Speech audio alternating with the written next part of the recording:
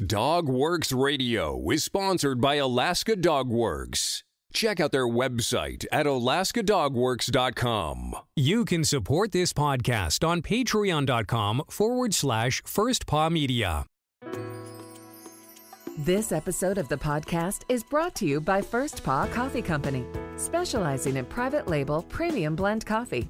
If you're serious about coffee, you should check it out. First Paw Coffee's passion is high-quality, small-batch roasted coffee. They take the extra time to taste and get everything perfect before they release new blends.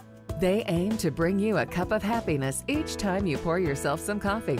Find out more at ak.dog/free and enter for a chance to win some First Paw Coffee prizes, a book from our collection, and tote bag. One winner will be selected at random each month. That's ak.dog/free. From First Paw Media, sponsored by First Paw Coffee Company, this is the Dog Driver Show. Visit our website at dogworksradio.com. Now here are your hosts, Robert Forto and welcome everybody. Partow. This is Robert, and I'm here with my co-host KP, and we are the Dog Driver Show. And today we have a guest calling in from Whitehorse, Canada. KP, who do we have? We have an up-and-coming limited class driver, 6-dog class driver from originally actually from Switzerland, Alexandra Rochat with us. She lives in Yukon Territory, races quite a bit in Alaska. I've seen her last few limited North American championships around the circuit.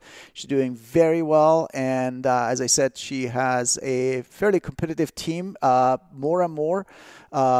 Finished second at the Limited North American Championship last year. Alexandra, welcome to the show, and tell us about yourself and how you started in the sled dog sport. Hi, everyone. Well, thank you for having me. So I was born and raised in Switzerland, as you mentioned, and it wasn't until later that I got interested into the dog world. In my early 20s, I was traveling in Scandinavia, and I met a musher in Sweden, and that was really my first contact with dogs and sled dogs in particular. And that kind of laid the path for the future, including my career as a vet tech and me getting into sled dogs and moving to the Yukon. So that was really the starting point there. And I moved to the Yukon in 2008. With the intention of creating a sled dog kennel, not knowing exactly what I was going to do, if I was going to be racing or not. That was not planned, I want to say. But I bought my first 5 dogs in 2009 from William Cleedon. The culture here in the Yukon is very much about long distance. So I didn't really know anything else but long distance. So bought my first dogs from William, talked to him and Hunscott and all those really good mushers that were doing really well in the distance world, and that's kind of how I got into it. And I started racing in 2009, 2010 with my own dogs, and I was into the 100-milers because I was just learning. And fortunately, I had really good experienced dogs, so they taught me pretty much everything that I needed to know because I had never been a handler for anyone before that. And then as the time went by, I realized the distance wasn't really cut for me. I like more comfort, and that's how my kind of racing path led to the sprint mushing. And this is now my second season racing in the sprint world in the limited class 6-dog. So how did you make the change from your distance background to the super sprint, which is the 6-dog and 4-dog and 8-dog class? So the longest distance I've ever raced was 300 miles, and that was the Yukon Quest 300 in 2015. And I pretty much hated every minute of it. So that was the defining point of me never wanting to do a full 1,000-mile race. 200 miles was okay, but the best really that I enjoyed the most was 100, and even best 50 miles because I could sleep in my own bed. So in 2018, I decided to run the pedigree stage stop in Wyoming with my team of Alaskans. And so that was my introduction to a faster course. And my Alaskans did really well considering, where they came from and what I had done with them. So that was kind of the introduction to a faster racing world, and I got to meet a lot of great mushers out in Wyoming, which was very inspiring. And that was pretty much my introduction to the sprint world. And from there on, I decided that I would want to get into the sprint world with sprint dogs. So I rehomed a few of my Alaskans. They were still young, and I was able to find pet homes for all the ones that I wanted to rehome anyways. So that was good. And I was able to get my first sprint dogs from Amy and Jason Dunlap, which I met in 2018 and have been building a great relationship with them. So I got 3 dogs from them. And then I also bought a couple puppies. One is a Taylor line from also Jason Dunlap, and one is a Streeper puppy that I got. And then I also did my own breeding quite rapidly because I was fortunate enough to have enough experience in raising dogs, but also I have the chance to have a great mentor right next door. His name is Mathieu Devrede, and he's the only one that's been winning everything in the recent years. So with that, I had my first breeding, and I got 6 puppies out of that breeding, which I had been running 2 the last season, and they're coming. I've got 4 left, and they're all going to be racing in the coming years. So this is how I got into this sprint world, and I didn't know if I wanted to do open 8-dog class or whatever, and then watching Mathieu doing his 6-dog class and knowing so much about it, it was easier for me to learn about the 6-dog class than anything else. So that's how I ended up in the 6-dog class. Is that the class you're going to be continuing racing in? I know that a lot of people, they change classes 4 to 6 to 8 or back to 6. Is this something you're going to be focusing on? I think so. The main reason is I really like having a small group of dogs. I used to have up to 34 dogs, and I definitely don't want to go back to that ever again. Right now I have 14 dogs, and that includes 8.5 racing dogs, and the rest are retired Alaskan Husky that I've kept. So I really have a small group of dogs and some great energy, very easy group. I can do a lot of things with them. And so I like the 6-dog class for the number of dogs that I can keep in my kennel, and also for the time that it takes to train. I don't really like being out on the trail for all that long anymore anyways. So that works pretty good for me, the 6-dog class. I have contemplated doing the 8 or 10, but that requires more dogs and that requires more time. And with the trail maintenance, we never know what and where we're going to be training and the conditions of those trails. So it's just safer to stick with the 6-dog for now anyways. Are you maintaining your own trail system, Alexandra, or it's a community trail for a bunch of people?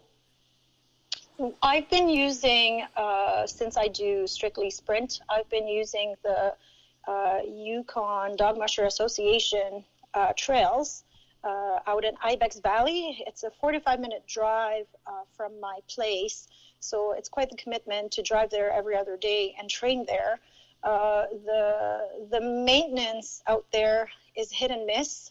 There's not a lot of mushers running out there, so it's really hard to know whether I'm going to have a trail when I head that way, and it's a big commitment to drive. And I pretty much have to take the day off work and head out there, and then realize there's a foot of snow on the trail, and so that has been a little challenging. Unfortunately, around here there's no trails that are maintained. The trails they're multi-use, so they've been destroyed by different people around here, running their Jeeps or snow machines or whatever else.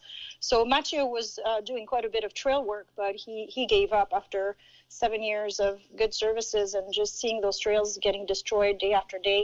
So we're kind of stuck and limited with trails. When I had my Alaskans, we could just break trails right from the yard, and that was fine. But unfortunately, with those dogs, I can't really do that. You mentioned you're a vet tech, and you, of course, have a professional life, and you have a sports life on the other side, too. Do you have help training your dog team and handling your yard, or you have to do everything by yourself? So when I did have a few more dogs, I relied on help quite a bit. I had different dog handlers coming over for the winter usually. And I've had some amazing people helping me out with that over the last few years. When my kennel size reduced and down to 14 dogs, I realized that it was quite easy to do it on my own, and I enjoyed doing it on my own. So I have been mostly doing it on my own with the, of course, help of Mathieu in terms of moral support and advice, that kind of things. I did have a little bit of help last winter because I had some help for the property, and he was quite interested in the dog, so I dragged him along a couple races, and he was helping at the races. But otherwise, from now on, it's pretty much going to be just me. So you had, I've been in this sprint world for many years, and you have, with 2 years of experience, you achieved some very interesting results in the last 2 years of your purely sprint season.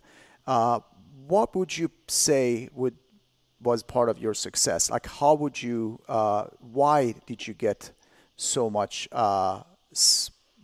good results and good feedback from your dogs? So I did, I think I did start off right, getting the dogs that were good for me. It only got better with the breeding that I did, I want to say. But the original group of dogs that I had last year, 2 of them retired. Actually, 3 of them retired. I was running older dogs, and they were not my dogs. I just had them for a little bit, and then they went back to their original owners or got rehomed as retirees. So these guys, for me, was a very challenging season because there were dogs that I had not known for very long. I had not established a relationship like I have with my other dogs here. So it was quite challenging, and the sprint world was all new to me. So I was really learning. Like every day was a learning experience, and the racing in Alaska in 2020 was quite brutal. Yes, there were a few lessons, and some of them were quite painful. But overall, I think we did okay, and I definitely learned from my mistakes. I didn't repeat any of them. And this season, I had my team, which was 2 of my pups, and then the 2 pups that I bought, Streeper and Taylor pup, plus the 2 older Dunlap girls that have been leading my season. So I felt that I had a really strong team, younger team, and also dogs that I had been, raising and living with for a little longer time, and it makes quite a big difference. And obviously the training, I've learned a lot, going training with Mathieu, and I would, ask questions, and I would see what he's doing. And I tend to go to the people that win in their own category. So Mathieu was definitely the best person to chat with for the 6-dog class. And I think that his support is, great contribution to the success of my team. And do you start your training and everything going around the dogs specifically with hooked up to a rig or ATV, or you do a lot of loose running like they do in Europe? Yes. So half of the dogs pretty much live permanently in the house. Then when I go to work, I always have at least one dog with me. For me, it's very important that those dogs are good all around, in town, hiking, doing whatever I want to do. If I was doing any water sports, I don't, but I would take them canoeing. So it's very important that they can come with me and just be okay with whatever is going on. So I free run a lot. This summer has been really hot, which is quite rare. Usually we have mild temperature that allow me to free run throughout the summer. This summer we were in the high 20s, 30 degrees Celsius, so that was a little too hot for free running. But I've got 9 acres that are fully fenced, so the dogs can run around and chase each other and take a break whenever they want. I just actually started my free running last night with a short mile from the trails that lead from the yard, and that's my favorite part of my favorite way of exercising them is just a free running. And I reluctantly hook them up to the ATV. I really do not enjoy that part. If I could just go from free running to sledding, that's what I would do. Unfortunately, it's not realistic, and we do have to hook up to the ATV at some point. We'll probably start in September. Very good. Yeah, with the 6-dog class, you don't need millions of miles of training, obviously. So that is definitely a very good program that you have. You told us about your worst experience with the sled dogs on Yukon Quest 300. Tell me about your best memory with your sled dogs.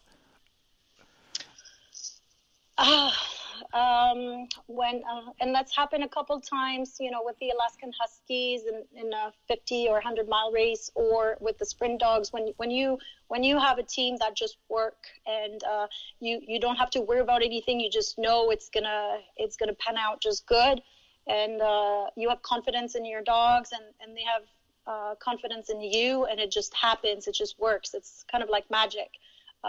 Those are my favorite moments. Racing is really when everything comes together, and it wasn't obvious until that one race, right? Because during training you have some moments where you doubt yourself, you doubt your dogs, and you question your existence in this dog mushing world, and then you go out and race, and everything just works. And this is, I guess, what keeps me coming back for it. Alexandra, I have one last question, and if you've heard the show, you probably know what's coming, and I'm very interested in your answer because you've had such varied experience. You had mentioned the Yukon Quest with the 300-miler and the 100-milers and the pedigree stage stop, and now with sprint mushing. And my question is, if a person's just getting involved with the sport and they have no idea what they want to do, whether it be bike joring up to Yukon Quest or Iditarod, they're just unsure at this point. What would you tell them if they asked you for one piece of advice? I would tell them what William Clayton told me back in 2008.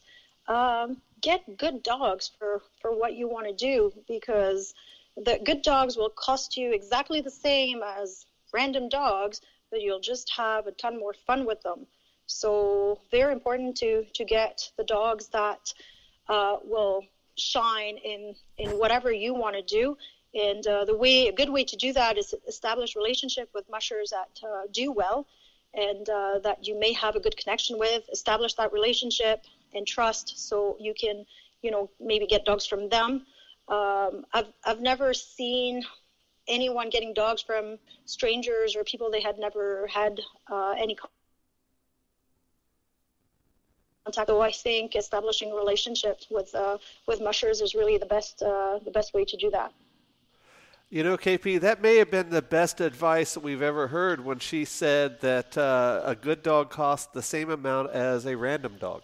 There's nothing more true than that, is there? No, you feed them the same way, clean the same poop. Absolutely, that's true. What else do you have for Alexandra before we go? Alexandra, wanted to thank you to share your experience and your love for sled dogs with us and with our listeners. Looking forward to see you in Alaska again. And as we chatted a few days ago, hopefully you can make it down to Eagle River and run the Classic among us. And good luck with the rest of your season and your training season.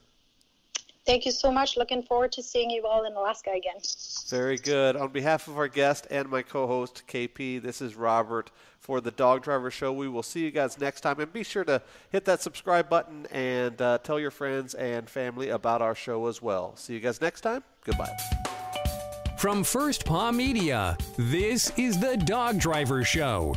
We hope you enjoyed this podcast, and we invite you to subscribe in Apple Podcasts, Spotify, Stitcher, or wherever you get your podcasts. You'll find a link on the episode notes.